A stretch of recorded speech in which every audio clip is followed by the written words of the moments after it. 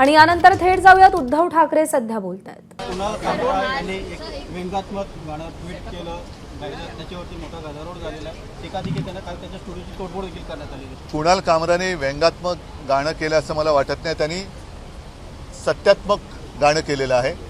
जे सत्य आहे ते त्यांनी जनभावना त्यांनी मांडलेल्या आहेत। आम्ही आज सुद्धा बोलतोय, जे चोरी करतात ते गद्दार आहेत। आणि पहिल्या प्रथम मी महाराष्ट्राच्या जनतेला स्पष्ट करू इच्छितो की काल कामराच्या इथे जी काही तोडफोड केली ती शिवसैनिकांनी केलेली नाही, त्याचा शिवसेनेशी संबंध नाही। ही कदाचित एसएनसी गटाने केली असेल किंवा गद्दार सेनेच्या एसएनसी गटाने केलेली असेल।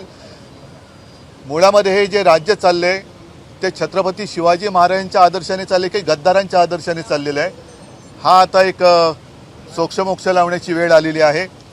आणि काल जे भेकड लोक आहेत त्यांना त्या गाण्यावरनं तथाकथित त्यांच्या गद्दार नेत्याचा अपमान झाला असं वाटलं म्हणून तोडफोड केली। हे गद्दार यांना छत्रपती शिवाजी महाराजांचा अपमान करणारा कोरटकर दिसत नाही, राहुल सोलापूरकर दिसत नाही। कोश्यारीने अपमान केला होता तेव्हा कोश्यारींचा निषेध करण्याच्या ह्यांच्या धाडस नाही। हे भेकड लोक आहेत आणि गद्दारच आहेत। त्याच्यामुळे कुणाल कामराने काही अयोग्य केले असं माझं मत नाही। कुणाल कामराने जनभावना व्यक्त केलेल्या आहेत आणि मुख्यमंत्री महोदयांना मी सांगू इच्छितो की न्याय सगळ्यांना सारखा पाहिजे। नागपूरच्या दंगलीमध्ये ज्यांचं नुकसान झाले त्यांना नुकसान भरपाई तुम्ही देणार आहात, तसंच कुणाल कामराच्या स्टुडिओची किंवा तिथे जिथे त्यांनी जो कार्यक्रम केला त्या जागेचं ज्यांनी नुकसान केलं त्याची नुकसान भरपाई त्यांना दिली गेली पाहिजे। आणि हे जे भामटे भेकड गद्दार लोक आहेत ज्यांनी काल ही तोडफोड, ज्यांना छत्रपती शिवाजी महाराजांचा अपमान केलेला चालतो मात्र गद्दाराचा अपमान चालत नाही, त्यांच्याकडनं दामदुपटीने वसूल करावी।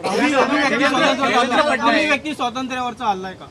अभिव्यक्ती वगैरे सत्य बोलणं हा अभिव्यक्ती स्वातंत्र्याचा हल्ला होऊ शकत नाही, हे सत्य आहे। आणि आम्ही तर उघड बोलतोय की हे गद्दार आहेत, त्याच्यामुळे हा अभिव्यक्ती स्वातंत्र्य आलं कुठे ह्याच्यात? आणि अभिव्यक्ती स्वातंत्र्य हे गद्दारांच्या बाबतीत कसं काय तुम्ही म्हणता? गद्दारांचं काय? जिथे त्यांनी उघड चोरी केली, सगळं केलेलं आहे, त्याच्यामध्ये मुख्यमंत्री किंवा पोलिसांचा दरारा कमी करण्याचं काम हे चाललेलं आहे। मुख्यमंत्री आणि गृहमंत्री यांचं काही या राज्यात चालत नाही, आम्ही वाटेल ते करू शकतो असं दाखवण्याचा हा जो प्रयत्न आहे तो वेळेच चिरडून टाकला पाहिजे। पोलिसांचं काम वाढेल, कायदा सुव्यवस्था बिघडेल, अशी कुठलीही कृती करू नये असा सल्ला अजित पवारांनी दिला। अजित पवारांना मी धन्यवाद देतो, पण मुळात त्यांच्या आजूबाजूला बसणारी लोकच जर असं काम करत असतील तर पहिलं त्यांना आवरलं पाहिजे त्यांनी। राहुल फडणवीस यांनी म्हटलेलं आहे की विरोधी पक्षावरच्या आमदारांनी देखील कुणाल कामराचं समर्थन केलेलं आहे आणि मी नाही करत, मी केलेलं आहे ना समर्थन, सुपारी देऊन कुणाल कामराला। नाही आता हे बघा, ह्या सुपाऱ्या कोण कोणाला देतं? मग नागपूरच्या दंगलीची सुपारी कोणी दिली होती? औरंगजेबाचा थडगव करण्याची सुपारी कोणी दिली होती?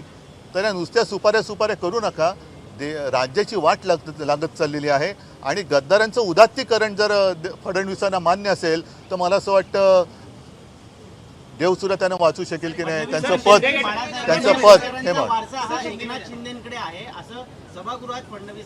नाही। हे म्हणूनच म्हटलं ना की छत्रपती शिवाजी महाराजांचा वारसा घेऊन चालायचा का गद्दारांचा, अनाजी पंथाचा वारसा पुढे चालवायचा का संभाजी महाराजांचा, हाच ह्या सरकारला माझा प्रश्न आहे।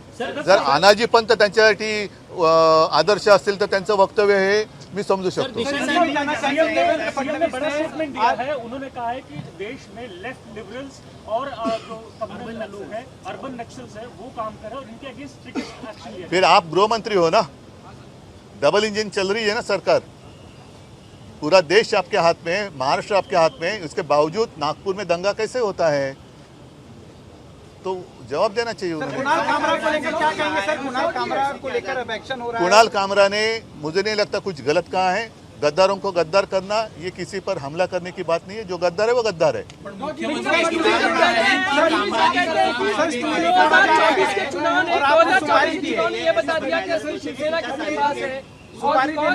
वो छोड़ो, वो नहीं, वो पूरा गाना आप सुन लो, चाहिए तो आपके पास होगा तो बजा कर दिखाओ, उसी गाने का जो अर्थ है वही तो है।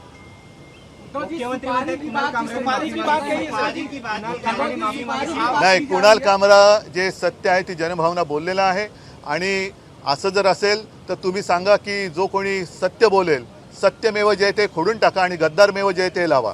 तो लेकिन पारी की बात कर रहे हैं, अभी शिवसेना के नेता सदन में हंगामा किए, बाहर नहीं, इस हमले से शिवसेना का कोई संबंध नहीं. ये गद्दार सेना ने किया है, इसका कोई शिवसेना से लेना देना नहीं है.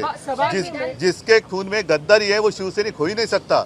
गद्दारांचं उदात्तीकरण करणारा आणि शिवरायाचा अपमान झाला असताना गप्प बसेल हा शिवसैनिक असू शकत नाही.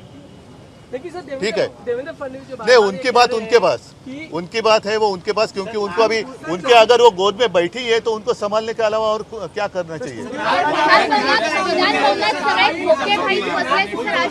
कार्रवाई जो हो रही है नागपुर में बुलडोजर एक्शन हो रहा है सरकार के आरोपियों पर. बुलडोजर की कार्रवाई नहीं, हर जगह एक ही नहीं अपना. फिर जिसने दंगा भड़काया उनके ऊपर कार्रवाई क्या करेंगे आप. पूरी जांच करो और जो भी है उसमें गुनेगार करो.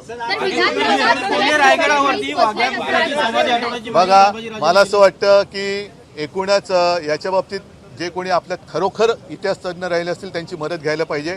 पण जर वाघ्या कुत्र्याची समाधी हा एक वेगळा भाग आहे, पण या राज्यातलं इमान हे उखडून टाकले गेले हे दिसतंय. तर कुणाल कामरा जे काही बोलला ते त्याने सत्य मांडलं असं उद्धव ठाकरे म्हणाले. काल जी तोडफोड केली त्याचा शिवसेनेशी संबंध नाही, ती तोडफोड शिंदे गटानं केली असं देखील उद्धव ठाकरे म्हणालेले आहेत. कुणाल कामरानं काहीही चुकीचं केलेलं नाही, तो अयोग्य बोलला नाही. त्याने जे सांगितलं, त्याने जे मांडलं ते सत्य असल्याचं उद्धव ठाकरे म्हणाले. एबीपी माझा, उघडा डोळे बघा नीट.